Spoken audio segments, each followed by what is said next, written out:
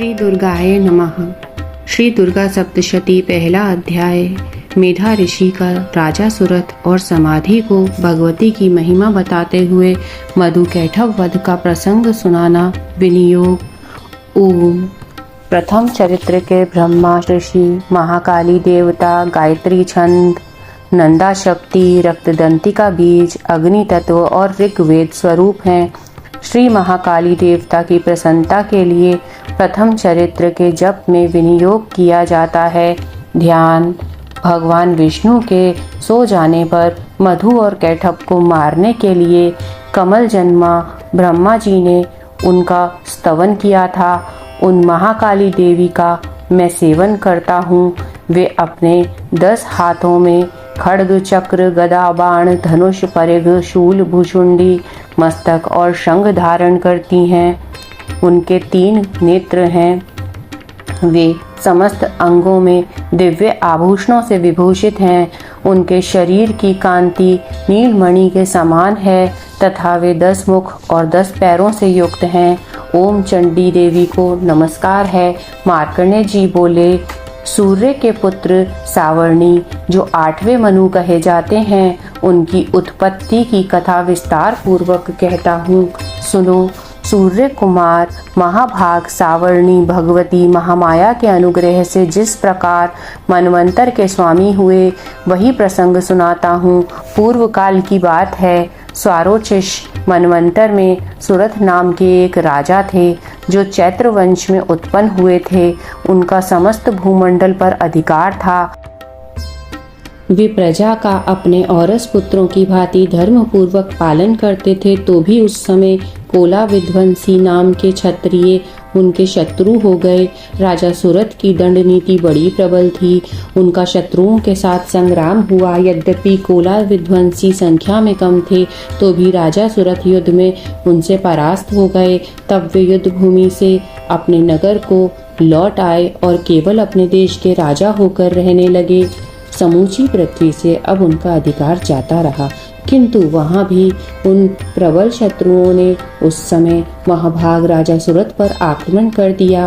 राजा का बल क्षीण हो चला था, इसीलिए उनके दुष्ट, बलवान एवं दुरात्मा मंत्रियों ने वहां उनकी राजधानी में भी राजकीय सेना और खजानों को हथिया लिया। सुरथ का प्रभुत्व नष्ट हो चुका था, इसलिए वे शिकार खेलने के बहाने घोड़े पर सवार हो वहां से अकेले ही एक घने जंगल में चले गए। वहां उन्होंने विप्रवर मेधा मुनि का आश्रम देखा, जहाँ कितने ही हिंसक जीव अपनी स्वाभाविक हिंसावृत्ति छोड़कर परम शांत भाव से रहते थे। मुनि के बहुत से शिष्य उस वन की शोभा बढ़ा रहे थे। वहां जाने पर मुनि ने उनका सत्कार किया और वे उन मुनि श्रेष्ठ के आश्रम पर इधर उधर विचरते हुए कुछ काल तक रहे। फिर ममता से आकृष्ट चित्त होकर वहां इस प्रकार चिंतन करने लगे, पूर्व काल में मेरे पूर्वजों ने जिसका पालन किया था, वही नगर आज मुझसे रहित है।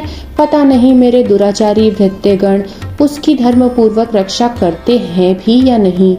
जो सदा मद की वर्षा करने वाला और शूरवीर था, वह मेरा प्रधान हाथी अब शत्रुओं के अधीन होकर न जाने किन भोगों को भोगता होगा। जो लोग मेरी कृपा, धन और भोजन पाने से सदा मेरे पीछे पीछे चलते थे, वे निश्चय ही अब दूसरे राजाओं का अनुसरण करते होंगे। उन अपव्ययी लोगों के द्वारा सदा खर्च होते रहने के कारण अत्यंत कष्ट से जमा किया हुआ मेरा खजाना खाली हो गया होगा। ये तथा और भी कई बातें राजा सुरथ निरंतर सोचते रहते।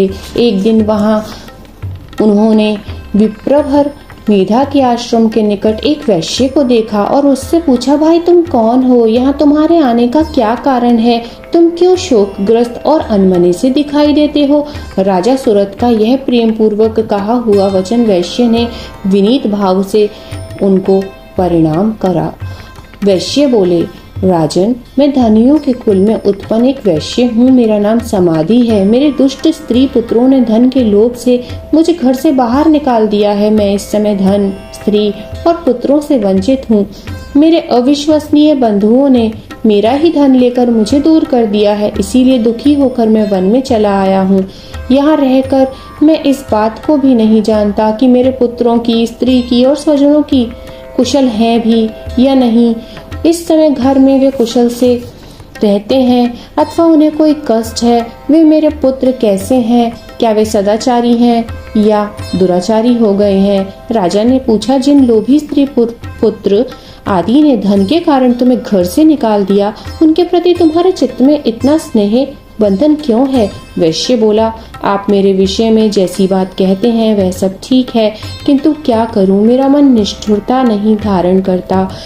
जिन्होंने धन के लोभ में पड़कर पिता के प्रति स्नेह, पति के प्रति प्रेम तथा आत्मीय जन के प्रति अनुराग को तिलांजलि दी, मुझे घर से निकाल दिया है, उन्हीं के प्रति मेरे हृदय में इतना स्नेह है। महामते गुणहीन बंधुओं के प्रति भी जो मेरा चित्त इस प्रकार प्रेम मग्न हो रहा है, यह क्या है? इस बात को मैं जानकर भी नहीं जान पाता।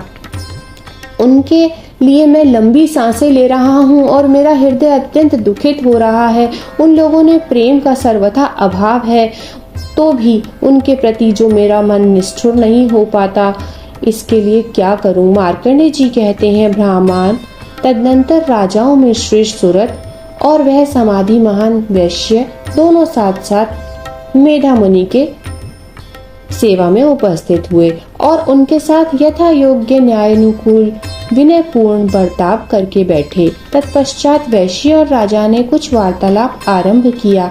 राजा ने कहा, भगवान, मैं आपसे एक बात पूछना चाहता हूँ, उसे बताइए। मेरा चित्त अपने अधीन न होने के कारण वह बात मेरे मन को बहुत दुखी देती है। जो राज्य मेरे हाथ से चला गया है उसमें और उसके संपूर्ण अंगों में मेरी ममता बनी हुई है। मुनि श्रेष्ठ, यह जानते हुए भी कि वह अब मेरा नहीं है, अज्ञानी की भांति मुझे उसके लिए दुख होता है। यह क्या है? इधर यह वैश्य भी घर से अपमानित होकर आया है, इसके पुत्र, स्त्री और भृत्यों ने इसे छोड़ दिया है, स्वजनों ने भी इसका परित्याग कर दिया है, तो भी यह उनके प्रति अत्यंत हार्दिक स्नेह रखता है। इस प्रकार यह तथा मैं दोनों ही बहुत दुखी हैं। जिसमें प्रत्यक्ष दोष देखा गया है उस विषय के लिए भी हमारे मन में ममता जनित आकर्षण पैदा हो रहा है। महाभाग, हम दोनों समझदार हैं, तो भी हम में जो मोह पैदा हुआ है वह क्या है? विवेक शून्य पुरुष की भांति मुझमें और इसमें भी यह मूर्ता प्रत्यक्ष दिखाई देती है। ऋषि बोले, महाभाग, विषय मार्ग का ज्ञान सब जीवों को है, इसी प्रकार विषय भी सबके लिए अलग अलग है। कुछ प्राणी दिन में नहीं देखते और दूसरे रात में नहीं देखते, तथा कुछ जीव ऐसे हैं जो दिन और रात्रि दोनों में ही बराबर देखते हैं। यह ठीक है कि मनुष्य समझदार होते हैं, किंतु वे ही ऐसे नहीं होते। पशु, पक्षी और मृग आदि सभी प्राणी समझदार होते हैं। मनुष्यों की समझ भी वैसी ही होती है जैसी उन मृग और पक्षियों की होती है, तथा जैसी मनुष्यों की होती है वैसी ही उन मृग, पक्षी आदि की होती है। यह तथा अन्य बातें भी प्राय दोनों में समान ही है। समझ होने पर भी इन पक्षियों को तो देखो, ये स्वयं भूख से पीड़ित होते हुए भी मोहवश में बच्चों की चोंच में कितने चाव से अन्न के दाने डाल रहे हैं। नरश्रेष्ठ, क्या तुम नहीं देखते कि ये मनुष्य समझदार होते हुए भी लोभवश अपने किए हुए उपकार का बदला पाने के लिए पुत्रों की अभिलाषा करते हैं? यद्यपि उन सब में समझ की कमी नहीं है, तथापि वे संसार की स्थिति, जन्म मरण की परंपरा बनाए रखने वाले भगवती महामाया के प्रभाव द्वारा ममतामय भंवर से युक्त मोह के गहरे गर्त में गिराए गए हैं। इसीलिए इसमें आश्चर्य नहीं करना चाहिए। जगदीश्वर भगवान विष्णु की योग निद्रा रूप जो भगवती महामाया है, उन्हीं से यह जगत मोहित हो रहा है। वे भगवती महामाया देवी ज्ञानियों के भी चित्त को बलपूर्वक खींचकर मोह में डाल देती हैं। वे ही इस संपूर्ण चराचर जगत की सृष्टि करती हैं तथा वे ही प्रसन्न होने पर मनुष्यों को मुक्ति के लिए वरदान देती हैं। वे ही पराविद्या, संसार बंधन और मोक्ष की हेतु भूता, सनातनी देवी तथा संपूर्ण ईश्वरों की भी आधीश्वरी हैं। राजा ने कहा, भगवान, जिन्हें आप महामाया कहते हैं वे देवी कौन है? ब्रह्मांड, उनका आविर्भाव कैसे हुआ तथा उनके चरित्र कौन कौन हैं? ब्रह्मवेत्ताओं में श्रेष्ठ महर्षि उन देवी जैसा प्रभाव हो, जैसा स्वरूप हो और जिस प्रकार प्रादुर्भाव हुआ हो, वह सब मैं आपके मुख से सुनना चाहता हूँ। ऋषि बोले, राजन, वास्तव में तो वे देवी नित्य स्वरूपा ही हैं।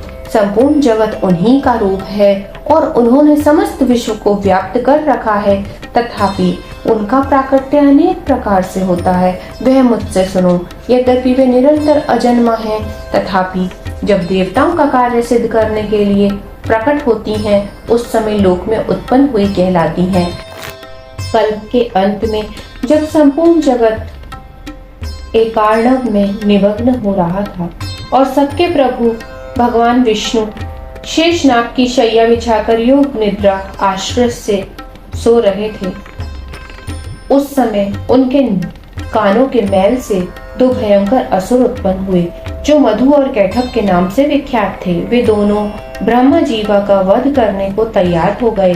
भगवान विष्णु के नाभि कमल में विराजमान प्रजापति ब्रह्मा जी ने जब उन दोनों भयानक असुरों को अपने पास आया और भगवान को सोया हुआ देखा, तब एकाग्रचित होकर उन्होंने भगवान विष्णु को जगाने के लिए उनके नेत्रों में निवास करने वाली योग निद्रा का स्तवन आरंभ किया, जो इस विश्व की अधीश्वरी, जगत को धारण करने वाली, संसार का पालन और संहार करने वाली तथा तेज स्वरूप भगवान विष्णु की अनुपम शक्ति है। उन्हीं भगवती निद्रा देवी की भगवान ब्रह्मा स्तुति करने लगे। ब्रह्मा जी ने कहा, देवी, तुम ही स्वाहा, तुम ही स्वधा और तुम ही वष्टकार हो। स्वर भी तुम्हारे ही स्वरूप है, तुम ही जीवनदायिनी सुधा हो। नित्य अक्षर प्रणव में अकार उकार मकार, इन तीन मात्राओं के रूप में तुम ही स्थित हो, तथा इन तीन मात्राओं के अतिरिक्त जो बिंदु रूपा नित्य अर्ध मात्रा है, जिसका विशेष रूप से उच्चारण नहीं किया जा सकता, वह भी तुम ही हो। देवी, तुम ही संध्या, सावित्री तथा परम जननी हो। देवी, तुम ही इस विश्व ब्रह्मांड को धारण करती हो, तुमसे ही इस जगत की सृष्टि होती है, तुम ही से इसका पालन होता है और सदा तुम ही कल्प के अंत में सबको अपना ग्रास बना लेती हो। जगन्मयी देवी, इस जगत की उत्पत्ति के समय तुम सृष्टि रूपा हो, पालन काल में स्थिति रूपा हो तथा कल्पांत के समय संहार रूप धारण करने वाली हो। तुम ही महाविद्या, महामाया, महामेधा, महास्मृति, महामोह रूपा, महादेवी और महासुरी हो। तुम ही तीनों गुणों को उत्पन्न करने वाली सबकी प्रकृति हो। भयंकर काल रात्रि, महारात्रि और मोहरात्रि भी तुम ही हो। तुम ही श्री, तुम ही ईश्वरी, तुम ही हीन और तुम ही बोध स्वरूपा बुद्धि हो। लज्जा, पुष्टि, तुष्टि, शांति और क्षमा भी तुम ही हो। तुम खड्ग धारणी, शूल धारणी, घोर रूपा तथा गदा, चक्र, शंख और धनुष धारण करने वाली हो। बाण, भुषुंडी और परेद, ये सभी तुम्हारे अस्त्र हैं। तुम सौम्य और सौम्यतर हो। इतना ही नहीं, जितने भी सौम्य एवं सुंदर पदार्थ हैं, उन सब की अपेक्षा तुम अत्यधिक सुंदरी हो। पर और अपर, सबसे परे रहने वाली परमेश्वरी तुम ही हो। सर्व स्वरूपे देवी, कहीं भी सत असत रूप जो कुछ वस्तुएं हैं और उन सब की जो शक्ति है, वह तुम ही हो। ऐसी अवस्था में तुम्हारी स्तुति क्या हो सकती है? जो इस जगत की सृष्टि, पालन और संहार करते हैं, उन भगवान को भी जब तुमने निद्रा के अधीन कर दिया है, तब तुम्हारी स्तुति करने में यहाँ कौन समर्थ हो सकता है? मुझको, भगवान शंकर को तथा भगवान विष्णु को भी तुमने ही शरीर धारण कराया है, अतः तुम्हारी स्तुति करने की शक्ति किसमें है? देवी, तुम तो अपने इन उदार प्रभावों से ही प्रशंसित हो। ये जो दोनों दुर्धर्ष असुर मधु और कैटभ हैं, इनको मोह में डाल दो और जगदीश्वर भगवान विष्णु को शीघ्र ही जगा दो। साथ ही इनके भीतर इन दोनों महान असुरों को मार डालने की बुद्धि उत्पन्न कर दो। ऋषि कहते हैं, राजन, जब ब्रह्मा जी ने वहां मधु और कैटभ को मारने के उद्देश्य से भगवान विष्णु को जगाने के लिए तमोगुण की अधिष्ठात्री देवी योग निद्रा की इस प्रकार स्तुति की, तब वे भगवान के नेत्र, मुख, नासिका, बाहु, हृदय और वक्षस्थल से निकलकर अव्यक्त जन्मा ब्रह्मा जी की दृष्टि के समक्ष खड़ी हो गईं। योग निद्रा से मुक्त होने पर जगत के स्वामी भगवान जनार्दन उस एकार्णव के जल में शेषनाग की शैया से जाग उठे। फिर उन्होंने उन दोनों असुरों को देखा। वे दुरात्मा मधु और कैटभ अत्यंत बलवान तथा पराक्रमी थे और क्रोध से लाल आंखें किए ब्रह्मा जी को खा जाने के लिए उद्योग कर रहे थे। तब भगवान श्री हरि ने उठकर उन दोनों के साथ 5000 वर्षों तक केवल बाहु युद्ध किया। वे दोनों भी अत्यंत बल के कारण उन्मत्त हो रहे थे।